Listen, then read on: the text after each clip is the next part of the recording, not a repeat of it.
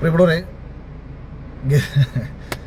എന്തായാലും വീണ്ടും വീണ്ടും ലൈവിൽ വരാനുള്ള സാഹചര്യങ്ങൾ തന്നെയാണ് എനിക്ക് മുന്നിലുള്ളത്. പലതും വേണ്ട എന്ന് വെച്ചാലും വരുത്തിക്കുകയാണ്. വരാം, നമ്മൾ ആരെ പേടിക്കുന്നത്? നമുക്ക് ഒരുത്തനെയും പേടിയില്ലല്ലോ. നമുക്ക് ധൈര്യമായിട്ട് മുന്നോട്ട് പോകാമല്ലോ. ഉള്ളിൽ സത്യവും നീതിയും ചെയ്യുന്ന കാര്യങ്ങൾ ശരിയുമുണ്ടെങ്കിൽ ആരെയാടാ പേടിക്കണ്ടേ? ഇനി വന്നതിൻ്റെ കാരണം, ബിഗ് ബോസിൽ സിബിനെ പുറത്താക്കിയതിൻ്റെ കാരണം കേട്ട് വൈകാരികമായി ഞാൻ പ്രതികരിക്കുന്നു. ഒരു ചെറുപ്പക്കാരനെ, പ്രേക്ഷകർ ഇഷ്ടപ്പെട്ട ഒരു ചെറുപ്പക്കാരനെ കാരണം കൂടാതെ പുറത്താക്കുന്നത് മാത്രമല്ല, അയാളെ മാനസിക രോഗിയാക്കി മാറ്റാൻ കൂടി ഒരു ശ്രമം നടന്നു എന്ന് കേൾക്കുന്ന എനിക്കുണ്ടായിട്ടുള്ള വൈകാരിക ക്ഷോഭം ഞാൻ അയാൾക്ക് വേണ്ടി സംസാരിക്കുന്നു. ആ സംസാരിക്കുന്ന കൂട്ടത്തിൽ ഇതിന് മുൻകാലങ്ങളിൽ ചില മത്സരാർത്ഥികളോട് ഇവർ കാണിച്ചിട്ടുള്ള സ്വാർത്ഥ താല്പര്യങ്ങളുടെ അടിസ്ഥാനത്തിൽ ഇവർ നടത്തിയിട്ടുള്ള പല ഇടപാടുകളും ഞാൻ ആ വിഷയത്തിൽ സൂചിപ്പിക്കുന്നു. അത് ഇതിനെ ഒന്ന് സപ്പോർട്ട് ചെയ്തുകൊണ്ട് സൂചിപ്പിക്കുന്ന വിഷയങ്ങൾ മാത്രമായിരുന്നു. പക്ഷെ എന്നെ അത്ഭുതപ്പെടുത്തുന്നത്, ഞാൻ ഈ ചാനലിന്റെ പിന്നിൽ പ്രവർത്തിക്കുന്ന ആൾക്കാർ കാണിച്ചേക്കുന്ന മര്യാദകേടുകൾക്കെതിരെ പറയുമ്പോൾ ആർക്കാണ് പൊള്ളുന്നത്? എന്തിനാണ് ബിഗ് ബോസിലെ മുൻ കണ്ടസ്റ്റന്റുകൾക്ക് അതിനകത്ത്, അല്ലെന്നുണ്ടെങ്കിൽ എൻ്റെ ഒപ്പം പ്രവർത്തിച്ചവർക്ക് അതിനകത്തൊരു വേദന ഉണ്ടാവേണ്ട കാര്യം? പൊതുവെ നമ്മൾ അങ്ങനെ പറയുമ്പോഴത്തേക്ക് ഒരു ഭൂരിഭാഗം ആൾക്കാരും ആ ചെറുപ്പക്കാരനോട് അവർ കാണിച്ചത് ശരിയല്ല എന്ന് പറയാനും, ഇവരുടെ ഇത്തരം മര്യാദകൾ തങ്ങൾ കേട്ടിട്ടുണ്ട്, അവരെ വിളിച്ചു പറയണമെന്ന് ഞാൻ പറയുന്നില്ല. അവർക്കും അറിയാം, പേഴ്സണലി ഇവർക്ക് എല്ലാവർക്കും അറിയാം. ഇവരൊക്കെ തന്നെ പല രീതിയിൽ പലരോടും പലപ്പോഴായി പറഞ്ഞിട്ടുള്ളതാണ്. ഇവരൊക്കെ തന്നെ മറ്റു പലരോട് പറഞ്ഞിട്ടുള്ളതും ഈ പറയുന്ന പുറത്ത് വന്നിട്ടുള്ള കാര്യങ്ങളുമൊക്കെയാണ്. ചെറിയ രീതിയിലെങ്കിലും, അതായത് വലിയ രീതിയിൽ സ്പ്രെഡൊന്നും ആയിട്ടൊന്നുമില്ല എന്നുള്ളതേ ഉള്ളൂ. ഇപ്പം കഴിഞ്ഞ 2 ദിവസമായിട്ട് ഈ നമ്മുടെ ഒപ്പം ഹൗസിലുണ്ടായിരുന്ന കുറച്ച് ആൾക്കാർ ഇപ്പം വീഡിയോയും കൊണ്ട് ഇറങ്ങിയൊക്കെയാണ്. അപ്പൊ ഇവന്മാർക്ക് ഈ റിനോഷ്, നാദ്ര, ഇവർക്കൊന്നും ഇപ്പോഴും മനസ്സിലായിട്ടില്ല ഞാൻ എന്തുകൊണ്ടാണ് ജയിച്ചതെന്നുള്ള കാര്യം. അപ്പൊ റിനോഷിന്റെ ഒരു ബേസിക് രീതി ഉണ്ടല്ലോ, അതായത് ഇരുന്ന് പ്ലാൻ ചെയ്ത് 2 ദിവസം കഴിയുമ്പോഴത്തേക്ക് ഒരു സ്ക്രിപ്റ്റ് തയ്യാറാക്കി റിനോഷ് പൊക്കിയെടുത്തുകൊണ്ട് വന്നൊരു വീഡിയോ ഇട്ടേക്കാണ്. അതിൽ റിനോഷ് ഒരു കാര്യം പറയുകയാണ്, അഖിൽമാരാർക്ക് എന്തോ വലിയ ഫേവറിസം ബിഗ് ബോസിൽ നിന്ന് കിട്ടി എന്നുള്ള കാര്യം. എടാ, ബിഗ് ബോസ് കണ്ട നിങ്ങളെല്ലാവർക്കും അറിയാവുന്ന ഒരു കാര്യമാണ്, ആദ്യത്തെ 50 ദിവസം എപ്പിസോഡിൽ പോലും പ്രോപ്പറായിട്ട് കാണിക്കാത്ത ഒരാളാണ് ഞാനെന്നും, എന്നെയൊക്കെ കാണിച്ചുകൊണ്ടിരുന്നത് തന്നെ നെഗറ്റീവ് വശം മാത്രമാണെന്നും, വിഷ്ണുവിനെ കാണിക്കുന്നില്ല എന്നും, 35 മുതൽ 50 വരെയുള്ള ദിവസത്തിലാണ് TRP ഏറ്റവും കുറഞ്ഞതെന്നും, ഈ സമയത്ത് ഏറ്റവും കൂടുതൽ കണ്ടന്റ് പൊക്കൊണ്ടുവന്നത് റിനോഷ് അവിടെ കിടന്ന് ഉണ്ണുന്നതും തുപ്പുന്നതും തൂറുന്നതും വെള്ളം കുടിച്ചുകൊണ്ട് നടക്കുന്നതും ഇവരുടെ രഹസ്യ മീറ്റിങ്ങുകളും ഒക്കെ ആയിരുന്നു എന്നതൊക്കെ തന്നെ കഴിഞ്ഞ സീസൺ കണ്ടുകൊണ്ടിരുന്ന സമയത്ത് എല്ലാവരും ചർച്ച ചെയ്ത വിഷയങ്ങളാണ്. കാര്യം ബിഗ് ബോസിൽ എന്തുകൊണ്ട് കണ്ടന്റ് ഇല്ലാഞ്ഞിട്ടൊന്നുമല്ല. 2.5 മണിക്കൂർ എപ്പിസോഡ് എൻഡമോൾ ഷൈൻ എന്ന് പറയുന്ന കമ്പനി കട്ട് ചെയ്ത് കൊടുക്കുന്നു. ഇതിൽ 1 മണിക്കൂറാണ് ഏഷ്യാനെറ്റ് ടെലികാസ്റ്റ് ചെയ്യുന്നത്. അവിടെ വിഷ്ണു ഉൾപ്പെടെയുള്ള നല്ല മത്സരാർത്ഥികളുടെ കാര്യങ്ങൾ കാണിക്കാതിരിക്കുകയും, ഒരു ഭാഗത്ത് പോയി കിടന്ന് ഉറങ്ങുന്ന റിനോഷിനെയും ഒരു ഭാഗത്ത് പോയിരുന്നിട്ട് രഹസ്യ മീറ്റിങ്ങുകൾ നടത്തുന്ന ആൾക്കാരെയും കാണിച്ചുകൊണ്ടിരുന്നപ്പോൾ പ്രേക്ഷകർക്ക് ഷോ ബോറടിച്ചു എന്നുള്ളത് മറ്റൊരു സത്യം.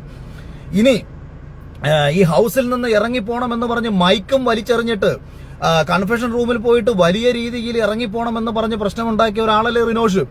എന്നിട്ട് എന്താ റിനോഷിനെ അങ്ങ് പറഞ്ഞു വിടാഞ്ഞത്? സിബിനും അത്രയല്ലേ ചെയ്തിട്ടുള്ളൂ. സിബിൻ പറഞ്ഞത് എനിക്ക് അവന് മാനസിക വിഷമം വന്ന സമയത്ത് അവൻ ഇറങ്ങിപ്പോണം. റിനോഷ് എന്താ പറഞ്ഞത്? റിനോഷിന്റെ വീട്ടുകാരെ കുറിച്ച് പറയുന്നു, അല്ലെങ്കിൽ അങ്ങനെ പറയുന്നു, അതുകൊണ്ട് അവന് മാനസിക വിഷമം വന്നു, അതുകൊണ്ട് ഇറങ്ങിപ്പോണം എന്ന് പറഞ്ഞിട്ട് നമ്മളെ വിഷ്ണുവിന്റെ മുഖത്ത് നോക്കിയിട്ട് ഫക്ക് യു എന്ന് ആവർത്തിച്ച് പറയുകയും തെറി വിളിക്കുകയും ചെയ്ത് മൈക്കും വലിച്ചെറിഞ്ഞു. ബിഗ് ബോസിനകത്ത് മൈക്ക് വലിച്ചെറിയുക എന്നൊക്കെ പറഞ്ഞാൽ ഒരാൾ ഊരി വെച്ചിട്ടൊക്കെ പ്രതിഷേധമൊക്കെ അറിയിക്കും. ഞാനും അറിയിച്ചിട്ടുണ്ട്. ഷിജു ചേട്ടന് ഒരു സമയത്ത് രാത്രിയിൽ സിഗരറ്റ് കണ്ടിന്യൂസ് ആയിട്ട് വലിച്ചുകൊണ്ടിരിക്കുന്ന ഒരാളായിരുന്നു ഷിജു ചേട്ടൻ. ഞാനൊക്കെ വളരെ റീസെന്റ് ആയിട്ട് വലിക്കുന്ന ആൾ. അദ്ദേഹത്തിന്റെ പ്രഷർ കൂടി എന്ന് പറഞ്ഞാൽ 220 ആയിരുന്നു ആ സമയത്ത് പുള്ളിയുടെ BP. എന്നിട്ട് പോലും ഇവർ സിഗരറ്റ് അന്ന് കൊടുത്തുവിടാതിരുന്ന സമയത്ത് ഞാനും മൈക്കൂരി വെച്ച് പ്രതിഷേധിച്ചിട്ടുണ്ട്. അത്തരം പ്രതിഷേധങ്ങളൊക്കെ ഞങ്ങൾ നടത്തിയിട്ടുണ്ട്. ഇത് മൈക്ക് വലിച്ചെറിഞ്ഞ ഒരാളാണ്. എന്നിട്ട് മിഥുനുമായി ചേർന്നിട്ടുള്ള സംഭാഷണത്തിൽ നമ്മളെ വിഷ്ണുവിന്റെ ചെസ്റ്റിൽ കയറിയിരുന്നിട്ട് നെഞ്ച് വാരിയല് പൊട്ടിക്കണമെന്ന് പറഞ്ഞപ്പോഴത്തേക്ക് അതിനെ പ്രോത്സാഹിപ്പിച്ചുകൊണ്ട് അവിടെ നിന്ന ഒരാളാണ്. അയാളാണ് പിന്നെ വന്ന് പറയുന്നത് അഖിൽമാരാർ ഫിസിക്കൽ അസാൾട്ട് നടത്തിയിട്ട് അത് എന്നെ ആരോ സേവ് ചെയ്തതാണെന്നും, ഞാൻ നടത്തിയത് ഫിസിക്കൽ അസാൾട്ട് ആണെന്ന് മനസ്സിലാക്കാനുള്ള ബോധം പോലും ഇവനൊന്നും ഇനിയും ഉദിച്ചിട്ടില്ല എന്നുണ്ടെന്നുണ്ടെങ്കിൽ ഇവനോടൊക്കെ പുച്ഛമല്ലാതെ എന്താ പറയേണ്ടത്? കഴിഞ്ഞ എൻ്റെ മുമ്പത്തെ 4th സീസണിൽ ഉണ്ടായിരുന്ന ഒരു കണ്ടസ്റ്റന്റ് അത് കണ്ടുകൊണ്ട് അവിടെ ഇരിപ്പുണ്ടായിരുന്നത്. അത് റോബിൻ ആരാ ഇതിനെതിരെ പ്രതിഷേധിക്കാൻ? റോബിനെ ജനം എന്തുകൊണ്ടാണ് ഇത്രയും കോമാളിയാക്കി മാറ്റാൻ പോയതെന്ന് വെച്ചാൽ ഈ ഒറ്റ കാരണം കൊണ്ടാണ്. കാരണം റോബിൻ അവിടെ മത്സരാർത്ഥിയല്ല. റോബിൻ കഴിഞ്ഞ സീസണിൽ വന്നിട്ട് എന്തോട് ആദ്യം ഇരുന്ന് ഡയലോഗ് അടിച്ചത്? പൊന്നു കുഞ്ഞുങ്ങളെ, നിങ്ങൾ ശാന്തരായിട്ടിരിക്കൂ, ഞാൻ അതിന് തൊട്ട് മുമ്പത്തെ സീസണിൽ പോയി ഞാൻ അലറിയതും എടുത്തതും പിടിച്ചതും ഒക്കെ തന്നെ എന്റെ ഫേക്കായിട്ടുള്ള ഗെയിമായിരുന്നു.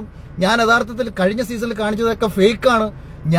ഇതാണ് ഒറിജിനൽ റോബിൻ, ഞാൻ പാവമാണ്, ഞാൻ എല്ലാവരുടെ അടുത്തും വളരെ ശാന്തമായിട്ടാണ് സംസാരിക്കുന്നത്, നിങ്ങൾ എന്തിനാണ് ഉച്ചത്തിൽ സംസാരിക്കുന്നത്, എന്റെ പൊന്നു മക്കളെ നിങ്ങൾ പതുക്കെ സംസാരിക്കൂ, നിങ്ങൾ ഒച്ച താഴ്ത്തി സംസാരിക്കൂ, നിങ്ങൾ എന്തിനാണ് വഴക്കിടുന്നത് എന്നൊക്കെ പറഞ്ഞ് ഞങ്ങൾക്ക് ഉപദേശം തന്നുകൊണ്ട് ഇങ്ങനെ ഇരുന്ന ഒരാള് ബിഗ് ബോസിലെ മത്സരാർത്ഥിയല്ല, ഗസ്റ്റായിട്ട് വന്ന ആള്, വരിക പോവുക എന്നുള്ള പണി അവിടെ ചെയ്യാൻ പറ്റുന്ന ചെയ്തിട്ട് പോവുക.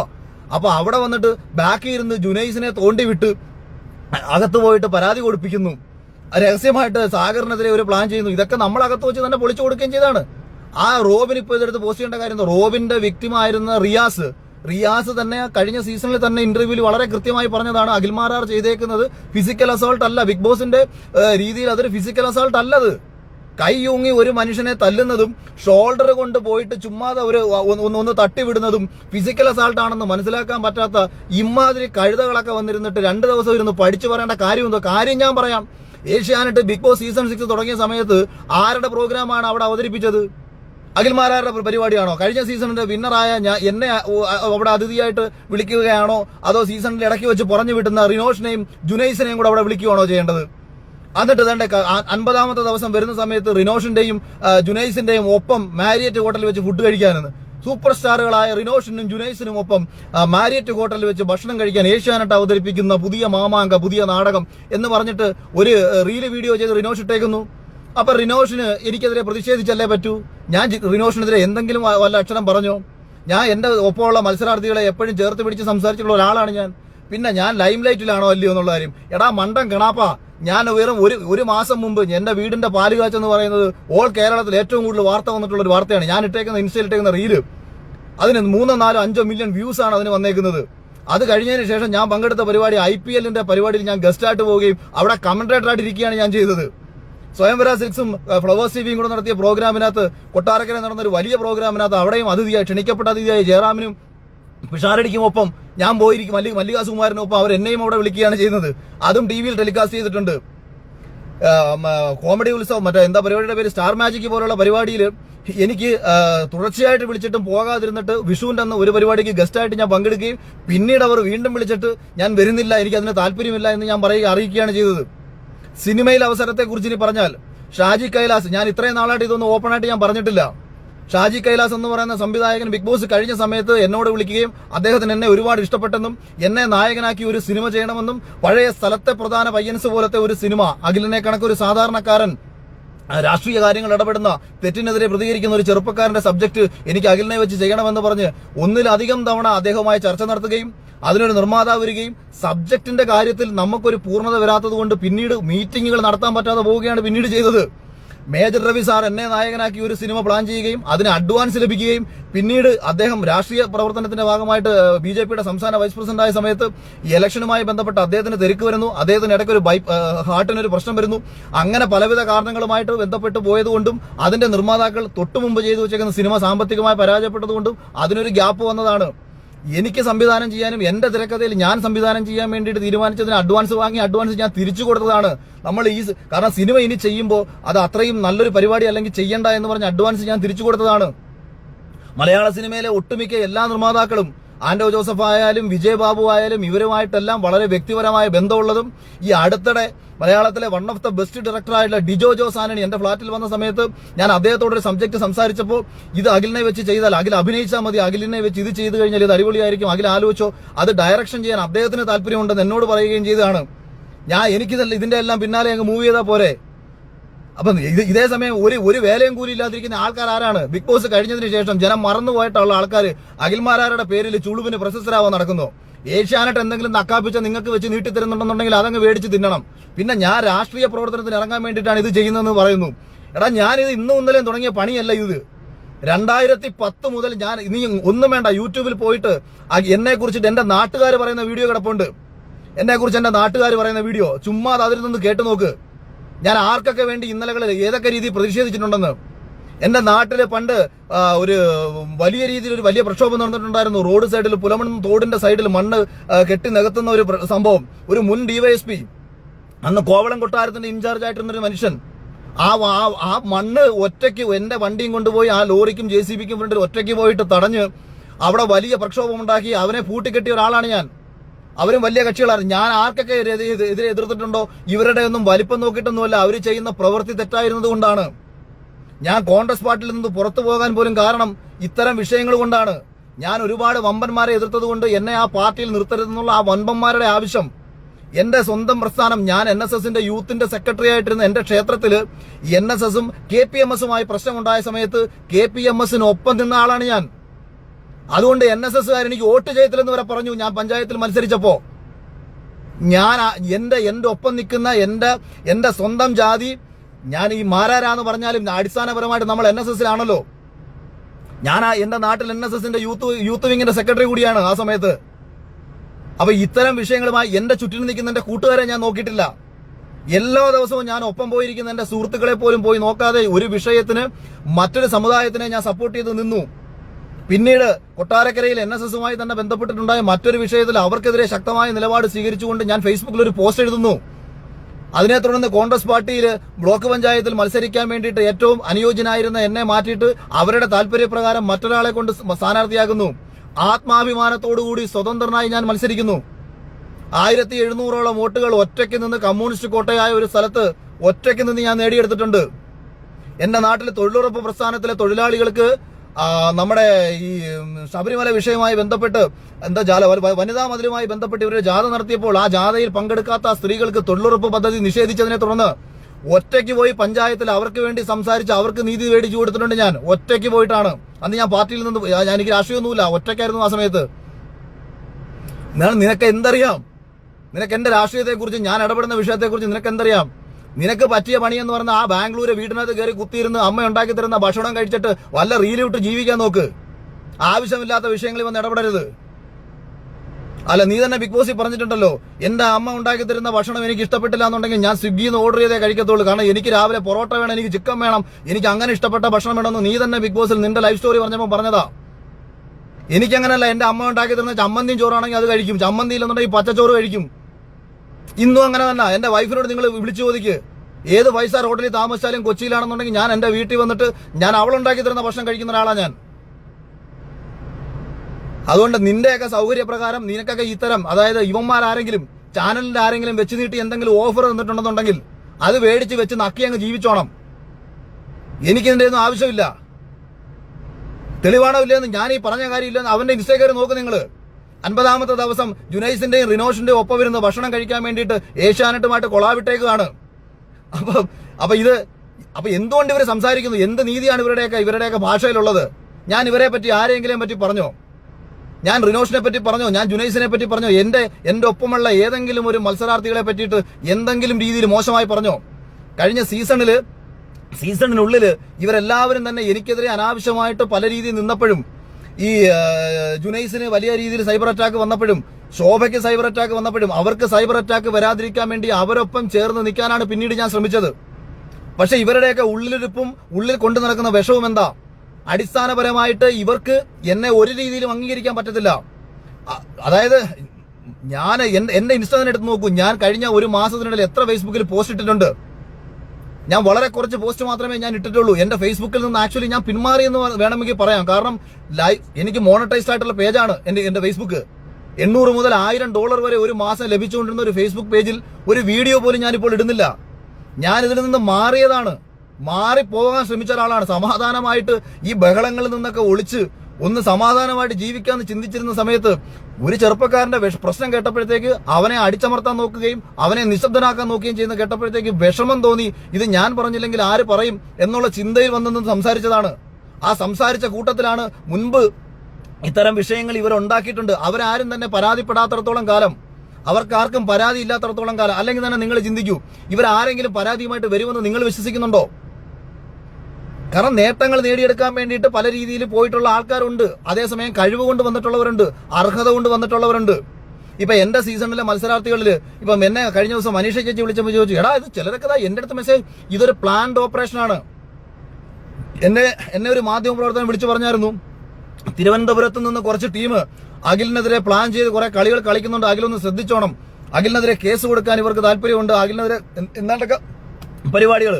പിന്നെ ഈ ചാനലുകാർ വെറുതെ ഇരിക്കുമെന്നാണോ നിങ്ങൾ വിചാരിക്കുന്നത്? ചാനലുകാരെന്ന് വെച്ചാൽ എല്ലാവരും അല്ല ഞാൻ പറയുന്നത്, ഈ കക്ഷികൾ ആർക്കാണോ ഞാൻ പറഞ്ഞത് കൊണ്ടത് അവരെല്ലാവരും ചെയ്യാൻ പറ്റുന്ന മാക്സിമം ചെയ്യുന്നുണ്ട്.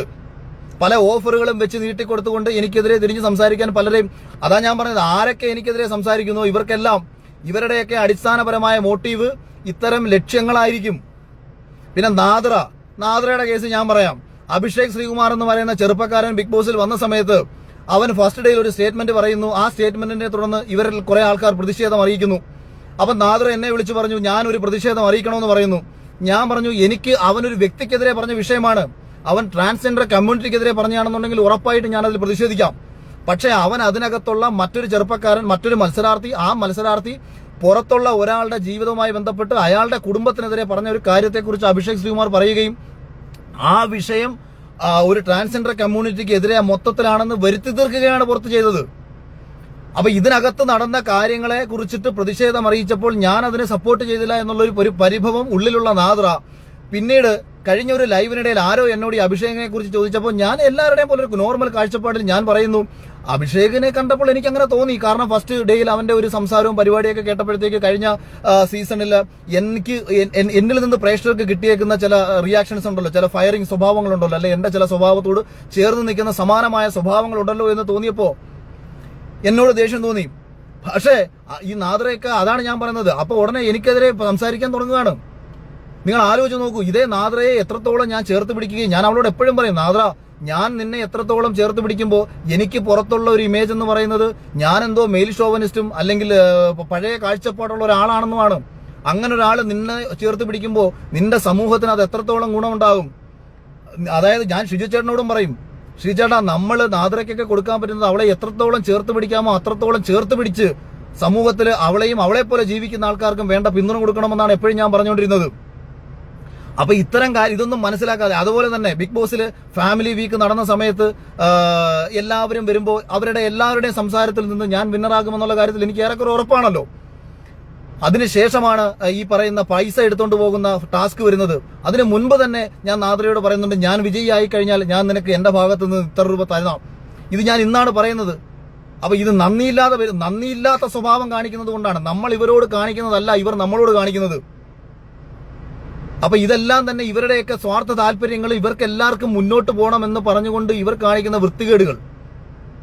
ഞാൻ ഈ പറഞ്ഞത് അതായത് ഞാൻ വളരെ കൃത്യമായിട്ട് പറഞ്ഞു, ഞാൻ ഏഷ്യാനെറ്റിലെ 2 പേരെന്ന് പറഞ്ഞാൽ സ്വാഭാവികമായിട്ടും വിഷമം വരേണ്ടത് ഏഷ്യാനെറ്റിലെ സ്റ്റാഫുകൾക്കാണ്.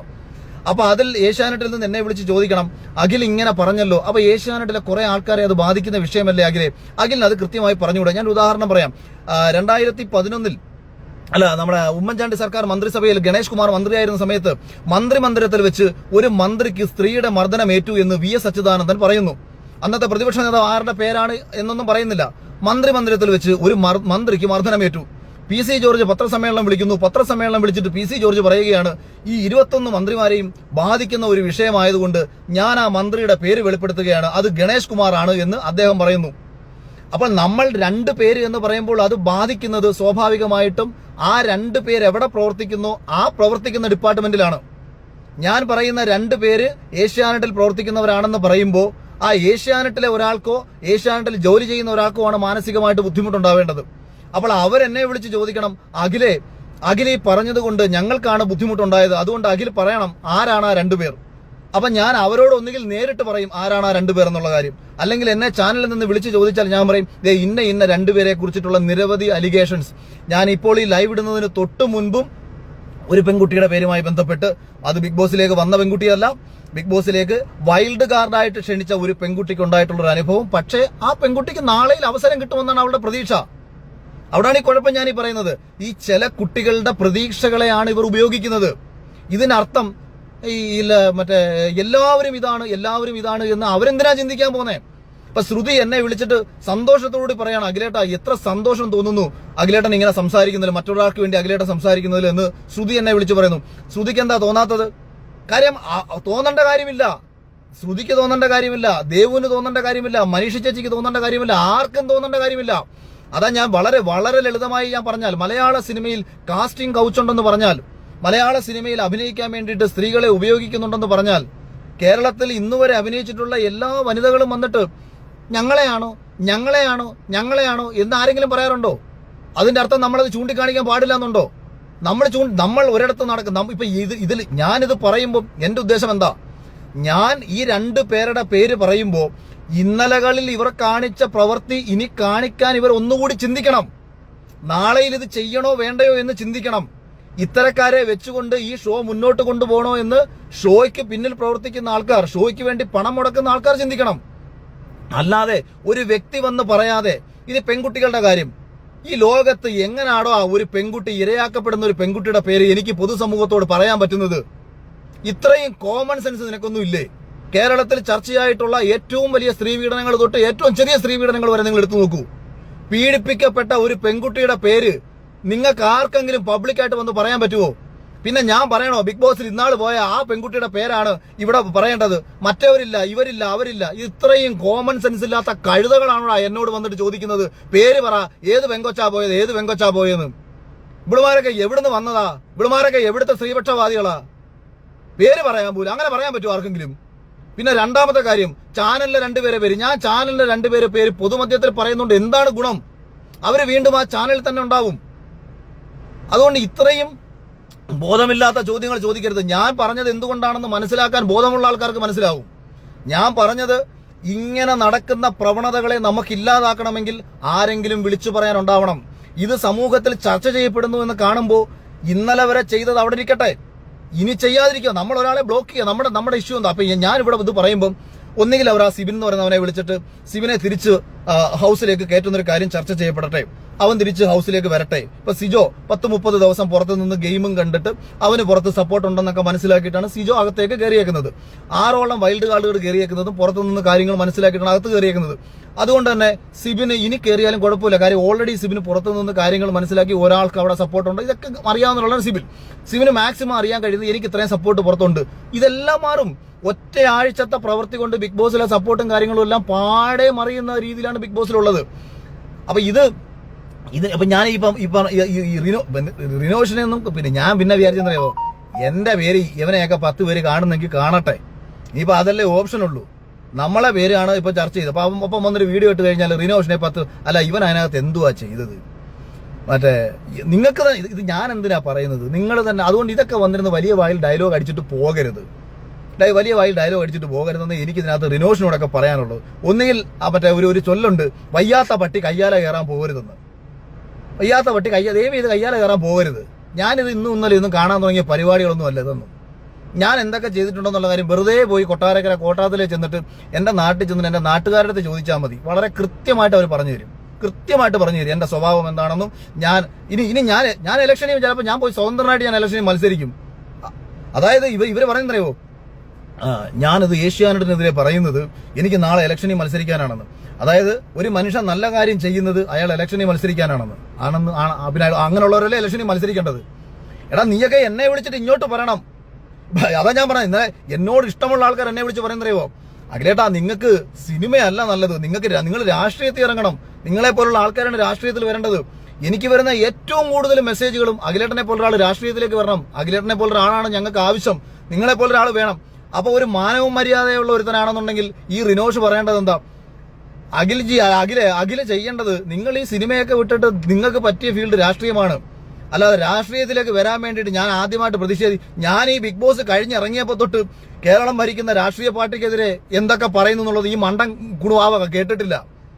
കാര്യം ഇവൻ പാത്ത റൂമിനകത്ത് കയറിയിരിക്കുന്ന ഇവനെ ഈ ലോകത്തെക്കുറിച്ച് വല്ലതും അറിയാവോ? അപ്പൊ ഇവൻ അറിയത്തില്ല. ഞാൻ തിരുവനന്തപുരത്ത് സമരം കിടക്കുന്ന 10,000-3000 ചെറുപ്പക്കാർ കുട്ടികൾ അവിടെ സമരം കിടന്ന സമയത്ത് ഞാൻ അവർക്ക് വേണ്ടി ആദ്യം സംസാരിച്ചതും ഞാൻ പിന്നീട് അവരുടെ സ്ഥലത്ത് പോയി, ഇതൊന്നും പൈസ മേടിച്ചിട്ടൊന്നും അല്ല, എന്റെ സ്വന്തം ചെലവിൽ ഞാൻ പോയതാ. കൊച്ചിയിൽ നിന്ന് വണ്ടി ഓടിച്ച് ഞാൻ പോയത്, അവിടെ തിരുവനന്തപുരത്ത് സ്റ്റേ ചെയ്തതും അവർക്കൊപ്പം പോയതും.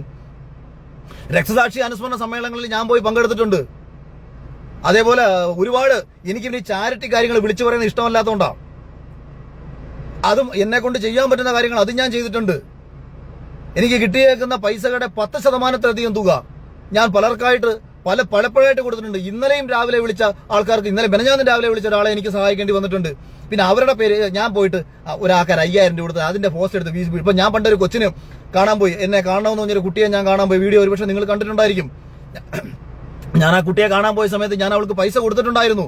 പക്ഷെ അതിന്റെ അടിയിൽ ഫുള്ള് കമന്റ് വന്നു, ഓ അഖിലേട്ടൻ അവിടെ പോയിട്ട് ആ കൊച്ചിന് സൈക്കിൾ മേടിച്ചു കൊടുത്തില്ല. എടാ 3-4 സൈക്കിൾ മേടിക്കാനുള്ള പൈസ കൊടുത്തിട്ടാണ് ഞാൻ പോരുന്നത്. പക്ഷെ നിന്റെയൊക്കെ കണക്ക് അല്പത്തരം എനിക്കില്ലാത്തതുകൊണ്ട് ഞാൻ ഈ കൊടുക്കുന്ന പൈസയുടെ വീഡിയോ എടുത്ത് ഞാൻ കാണിക്കാറില്ല. വലം കൈ കൊടുക്കുന്നത് ഇടം കൈ അറിയരുതെന്ന് വിശ്വസിക്കുന്നതാണ്. ദൈവം ഇത് കാണും.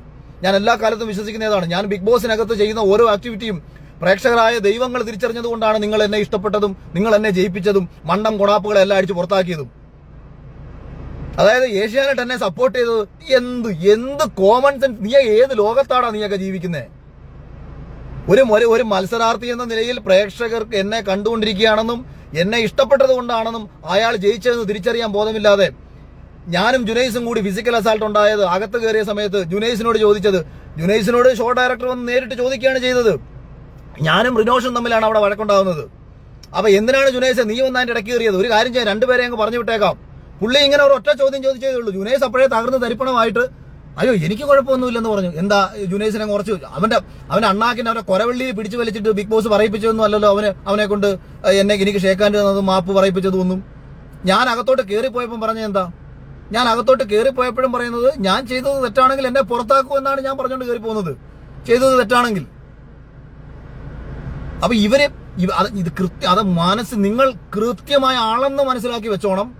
ഇത്തരം ഒരു വിഷയത്തിൽ ഓരോ സമയവും സാഹചര്യങ്ങളും ഉപയോഗിച്ചുകൊണ്ട് വീഡിയോയും പൊക്കിയെടുത്തുകൊണ്ട് ഇറങ്ങുന്ന ഓരോരുത്തന്മാരുടെ ഉദ്ദേശം ഒന്നുകിൽ കുറച്ച് പേരും പ്രശ്നം എന്റെ പേരിൽ കുറച്ച് വീഡിയോക്ക് റീച്ച് കിട്ടുന്നെങ്കിൽ കിട്ടിക്കോട്ടെ എന്ന് ഞാൻ വെക്കും. ഞാനത് അംഗീകരിച്ച് വിടും. പോട്ട് ചില്ലറ കിട്ടുന്ന പരിപാടിയല്ല, കളയും. പക്ഷെ എനിക്കെതിരെ അനാവശ്യമായിട്ടൊരു കാര്യം പറഞ്ഞാലും ഞാൻ ബിഗ് ബോസിനകത്ത് നിൽക്കുമ്പം എനിക്ക് വേണ്ടി മറ്റുള്ളവർ സംസാരിച്ചിട്ടുണ്ട്. പക്ഷെ ഞാനിവിടെ പുറത്തുള്ളപ്പോൾ എനിക്ക് വേണ്ടി മറ്റൊരാൾ സംസാരിക്കുന്നതിനെക്കാട്ടി നല്ലത് ഞാൻ തന്നെ സംസാരിക്കുന്നതാണ്. എന്ത് സംശയം ഉണ്ടെന്നുണ്ടെങ്കിൽ നേർക്ക് നേരെ സംസാരിക്കാനും സംവദിക്കാനും ആംബിയറുള്ള ആർക്കും എന്നോട് വന്ന് സംസാരിക്കാം. നിങ്ങൾക്ക് എന്ത് സംശയം ഉണ്ടെന്നുണ്ടെങ്കിലും ഒരു പ്രശ്നവുമില്ല, മറുപടി പറയാൻ ഒരു പ്രശ്നവുമില്ല. പിന്നെ എതിരാളികളില്ലാത്തതുകൊണ്ടാണ് ഞാൻ ജയിച്ചതെന്ന് വിശ്വസിക്കുന്ന വിഡ്ഢികളോട് ഞാൻ പറയുക.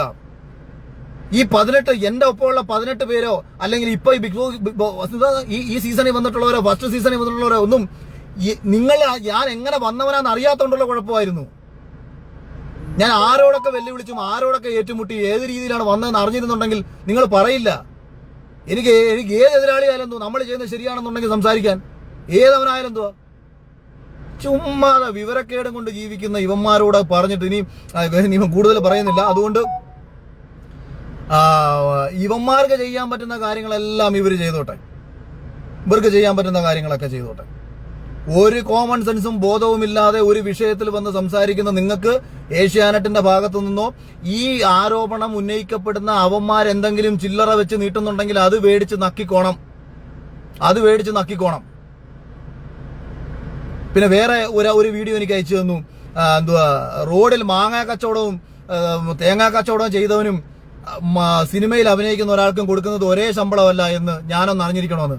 എടാ, ഞാൻ റോഡിൽ മാങ്ങാ കച്ചവടവും ചെയ്തിട്ടുണ്ട്, തേങ്ങാ കച്ചവടവും ചെയ്തിട്ടുണ്ട്, വലിയ കമ്പനികളിൽ ജോലിയും ചെയ്തിട്ടുണ്ട്. അവിടെ നിന്ന് സിനിമയും സംവിധാനം ചെയ്തു, അത് തിരക്കഥ എഴുതി സിനിമയും സംവിധാനം ചെയ്തു, ഒരുപാട് ചാനലുകളിൽ ചർച്ചയ്ക്കും പോയിട്ട് 100-100ലധികം ആർട്ടിക്കിളുകൾ കേരളത്തിൽ അറിയപ്പെടുന്ന പല മാധ്യമങ്ങളിലും പ്രസിദ്ധീകരിക്കപ്പെട്ടതിന് വന്നതിന് ശേഷമാണ് ഞാൻ ബിഗ് ബോസിൽ കയറുന്നത്. എനിക്കുള്ള ശമ്പളം എന്റെ 10-1 പ്രൊഫൈൽ ഇല്ലാത്ത ഒരാൾക്ക് കൊടുക്കുന്നു എന്ന് പറയുമ്പോഴാണ് ചോദ്യം ചെയ്യപ്പെടുന്നത്. എന്ത് ചോദ്യം ചോദിച്ചാലും ഉത്തരവുണ്ടാവും, എന്ത് ചോദ്യം ചോദിച്ചാലും. അതുകൊണ്ട് അതിലൊന്നും എന്നെ പേടിപ്പിക്കാനോ വരട്ടാനോ പോരുത്. അപ്പൊ ശരി, ബാക്കി വീഡിയോ ഇട്. എനിക്ക് ഇപ്പൊ ഇതൊരു രസമായിട്ടുണ്ട്. അകത്ത് ബിഗ് ബോസ് നടക്കുന്നെങ്കിൽ ഞാൻ പുറത്ത് ബിഗ് ബോസ് കാണിച്ചു തരാം.